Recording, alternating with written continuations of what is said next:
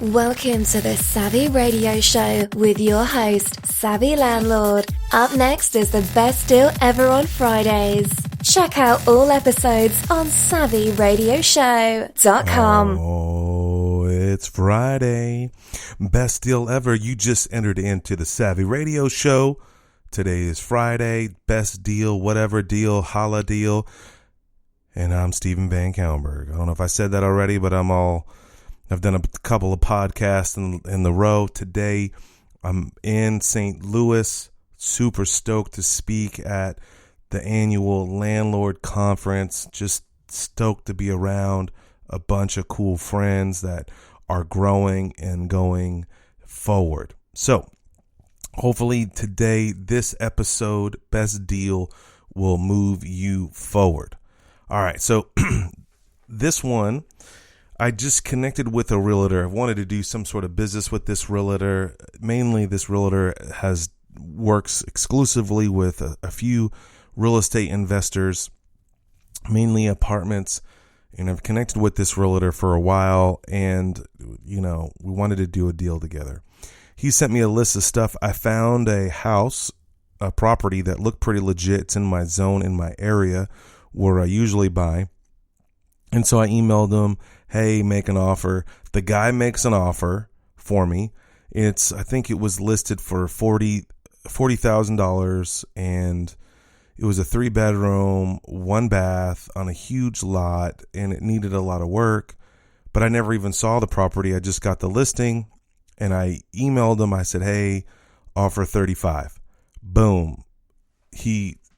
We got accepted offer real fast. Now, the funny thing is I was out of town. I had to reply back to this situation to get the deal. I knew it was a deal. The house is probably worth about $55,000, and I offered 35. I wanted to kind of be in at 39. I know I can do 70%. I had the financing lined out. I thought I did. So on the phone, I remember being at a hotel waiting for a shuttle, and I was like, man, I got to make a decision. I don't want to lose this deal. I want to build a relationship. So I said, hey, say accept the deal, but I won't be back for 3 days. So he tells the realtor, yes, accept the deal, the price for $35,000. So I'm kind of giddy, excited, just got another asset.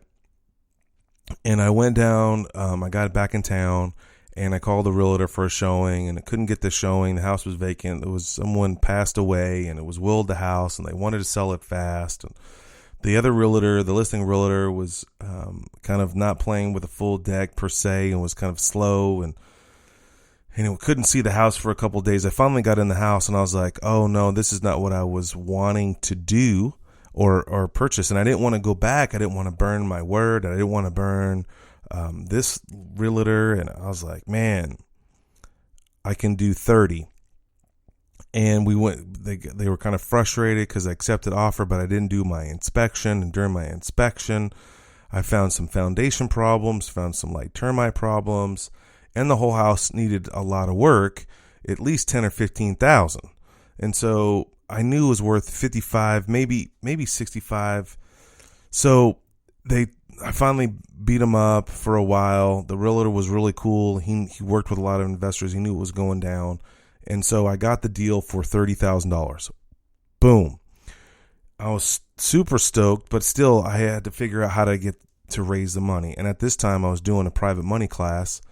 And of course I have never raised any private money. So I forced myself the week of closing to call several, and I could get the money. I had the money, but it was my property taxes, and my property taxes were due. And I rob Peter to pay Paul. That's my old school mentality. It's so hard to see $30,000 in the bank or more, and it's allocated for taxes, but I could use that money and purchase a property. I think every real estate investor struggles with that. Or any business owner per se, because you want to buy assets that create income and move the ball forward as an entrepreneur. So I knew in the back of my mind that I had the cash, I could close it and then try to go refinance it later. But I was kind of in the middle of a bunch of financial hula hoops and la-da-das and boo-doo-doos and blah, blah, blah, blah. Anyway, so I was like, man, I'm going to push myself and do private money.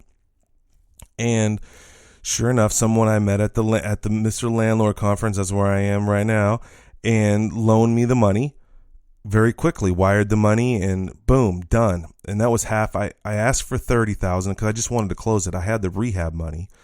And then I called another local investor and who loans money, and no big deal. He asked how long I wanted to borrow it for. I said, 3 to 4 months. He said, no problem. I'm going to charge you $1,500. And I said, that seems high. And I'm going to put a lien on the property. I said, no problem. And boom, I funded my deal just like that. And so what I learned through that transaction, that situation, is that sky's the limit. You just have to push yourself and go do it. And the moral and the end of the story was I went through this whole rehab, and then I sold it to the worker that I had do the property. And I think I got about 42 in it, and I sold it for $70,000 on terms. How awesome is that? Man, the things you can do in real estate. The great thing is I was kind of nervous about it. I didn't want to do it. I was out of town. I was want to, usually don't like to buy property without looking at it at least, or having a well-trained inspector tell me this is a deal or not a deal. Bought it sight unseen, had to go back to it, had to negotiate the deal. It could have fell apart. The realtors could have got frustrated. This is a small deal, $30,000, very little money on the table for commissions. Deal popped through. Then I had to find a contractor. Got the financing first through private money, then all the way down. The contractor did the job, loved the house, had a big lot, and he bought it with $5,000 down. And here I am with roughly about a $25,000 spread. I got a wraparound mortgage on it. And so is it the best deal? It's a bread and butter deal, and you can do that. It may sound easy, it may sound difficult, but all those areas that you can master, you can learn. You just have to say, yes, I can go do it. Anyway, this is Friday. I don't know if it was the best deal, but it was a good deal.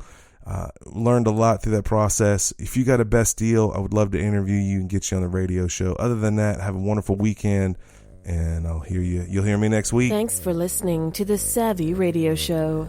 Glide online and listen to our other motivating episodes at SavvyRadioShow.com. Connect on Twitter at LandlordBook, and always be buying assets.